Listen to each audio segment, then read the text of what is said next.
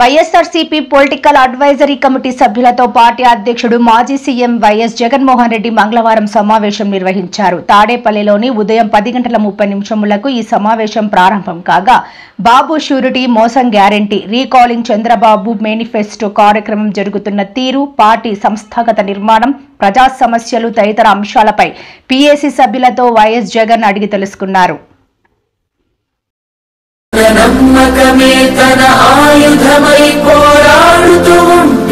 ఇప్పుడు నుంచి జరగబోయేదంతా వీలైనంత వరకు ఫుల్ ప్రూఫ్గా పక్కాగా ఒక ఆర్గనైజేషన్ బిల్డ్ చేద్దామనేది ఒక గట్టి నిర్ణయానికి ఆయన వచ్చారు.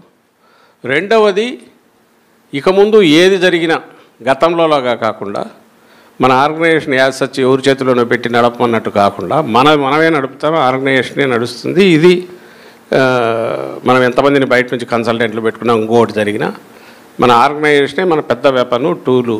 అందుకోసం కూడా పనిచేసేవాళ్ళు రియల్గా ఏ పనికి ఏ బాధ్యతకు అవసరం ఆ పని చేయగలిగిన వాళ్ళను దానికి పెట్టి ఎఫిషియెంట్గా నడపగలిగితే పార్టీ యంత్రాంగం మొత్తం వచ్చే ఎన్నికలకు కానీ లేకుంటే రోజువారీ వీటికి కానీ సమాయత్తంగా ఉంటుంది. స్టేట్ బాడీ ఆ తర్వాత జిల్లాలు పటిష్టంగా ఉండాలి. ఎందుకంటే అన్ని జిల్లాల్లో ఇదే అవుతుంది కాబట్టి ఫోకస్ మోర్ పెట్టుకోవాలి, పెంచి చేయాల్సి వస్తుంది. అలాగే మనం తీసుకునే కమిటీకి సంబంధించి ఈ స్టేట్ బాడీ ఎప్పుడైతే మనం పటిష్టంగా చేసుకుని వాళ్ళకు బాధ్యతలు కూడా ఇవ్వగలిగితే కిందకు మనం తీసుకెళ్ళిన తర్వాత వాళ్ళు సూపర్వైజ్ చేయడం కానీ కమిటీలు వేయడము, కమిటీలు వేశాక వాటికి ఏదైనా పని ఇవ్వడము, పని ఇచ్చింది ఎట్లా జరుగుతోంది అక్కడ యాక్టివిటీ, అలాగే ఏ పనులు వాళ్ళు చేయొచ్చు, ఏ యాక్టివిటీస్ టేకప్ చేయొచ్చు. ఒక లోకల్ లెవెల్ అయితే ఆ లోకల్ ఎవరికి వాళ్ళు ప్రతి సెల్ కింద ఉన్న ఒక మాడ్యూల్ లాగా వాళ్ళ స్థానిక సమస్యల మీద వాళ్ళు రియాక్ట్ కాగలగడం, అలాగే జిల్లా స్థాయి రీజనల్ స్థాయి అయితే దానికి సంబంధించి ఆ రీజనల్ లెవెల్లో రియాక్ట్ కావడం, స్టేట్ లెవెల్ అయితే ఇక్కడ నుంచి ఆలోచించి ఇచ్చిన దానికి స్టేట్ అంతా రియాక్ట్ కాగలగడం. కింద ఫీల్డ్లో అల్టిమేట్ మన గోల్ ఏదైతే ఉందో అసెంబ్లీలో ఉన్న మన అభ్యర్థులు కావచ్చు, మన కోఆర్డినేటర్లు, పార్లమెంట్ స్థాయిలో ఉండేవాళ్ళు, వాళ్ళ విజయానికి రేపు బాటలు వేస్తుంది, దానికి ఉపయోగపడతాయి.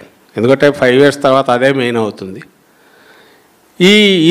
దీని ఇంత ఎఫెక్టివ్గా పనికి అవసరమైన దీనికి సంబంధించినంత వరకు మనం ఫస్ట్ కావాల్సింది కమిటీల ఏర్పాటు సీరియస్గా పెట్టడం. సెకండ్ పాయింట్, ఈసారి ఇంకొకటి ఏం చేస్తున్నాము, మనం ఇవన్నీ ఎవరినైతే తీసుకుంటున్నామో కింది వరకు కమిటీలు, మన అంచనా ప్రకారం 14 లక్షల మంది పైగా 14 నుంచి 18 లక్షల మంది దాకా వస్తారని ఈ అన్నీ కలుపుకుంటే. సో వీళ్ళందరూ ఇదే మన బలం మొత్తం. సో దీనికోసం అని చెప్పి కమిటీల నిర్మాణం మీద మనం ప్రధాన పార్టీ కావచ్చు, లేదంటే మీ అనుబంధ విభాగాలు కావచ్చు, దీని మీద ఎక్కువ దృష్టి పెట్టమని చెప్తున్నాం.